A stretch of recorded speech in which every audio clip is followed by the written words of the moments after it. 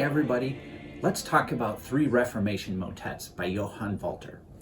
In 1524, the very first Lutheran hymnals were being published. That same year, just after the first hymnals came out, this important collection by Johann Walter was published. This collection was for choirs. It was called the Geistliche Gesangbüchlein and was put together by Johann Walter. Who was Johann Walter? He was a church musician and composer living in Torgau. He worked very closely with Martin Luther and has come to be known as the first cantor of the Lutheran Church. So this first collection of Lutheran music for choirs had 43 pieces, and they were set for 3 to 5 voices.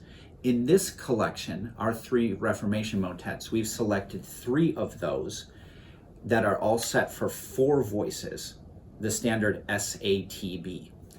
Now this collection by Johann Walter was really important and really influential, and in fact it was republished and expanded and reprinted several times during his lifetime. So in this collection, the 3 hymns that we have, these 3 motets, are From Depths of Woe I Cry to Thee, O Lord we Praise Thee, and Salvation Unto Us Has Come. And in all of these, the melody, the chorale melody, is in the tenor voice. So what did editing these into a collection involved? Now, when they were first published in 1524, they were published in 5 separate part books. Today, we are used to choral music having all of the parts on the same page. So when you look at it, you see the soprano, the alto, the tenor, and the bass part all on one page.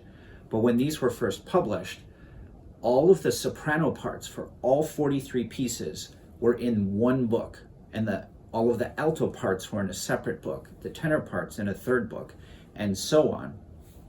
So editing involved looking at the separate part books, bringing those together on one page in modern notation.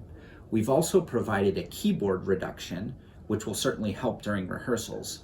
And then we had to edit it for English. The motets were originally in German, of course, and so we have to account for the stress of English syllables, but also probably more critically, the number of syllables in a word. So for example, if there's a German word in the original that was 2 syllables, the composer came to the end of that word in one of the lines and then inserted a rest. It may be that in our English translation, that word is now 3 syllables, and you can't break a word across a rest. So in editing, we had to really carefully consider the placement of the English words. Do they still make sense? Are the stresses in the right place? So these 3 motets, how might you use them? Of course, you can use them as a standalone piece. And of the 3, we've given some extra stanzas. So with From Depths of Woe, we give you stanza 1 and a second stanza. I should say another stanza. So you could use this as like a standalone motet, or almost like a standalone anthem. Sing those 2.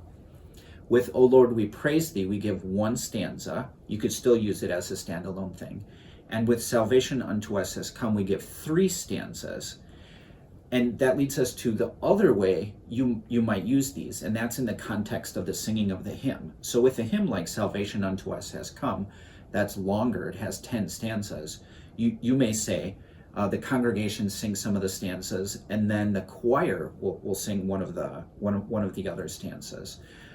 And these 3 settings are not just for Reformation Sunday or the fall, they're useful throughout the church year. So how might you perform them? There's a keyboard part there that's for rehearsal, but that keyboard may certainly be used during performance, during the service, to support. That's great. You can also add other instruments to help support. For example, you might add a trombone playing the melody part with the tenors to really highlight that or bring that out. So we think that choirs will really enjoy these 3 Reformation motets, and we hope that you find them useful. Salvation.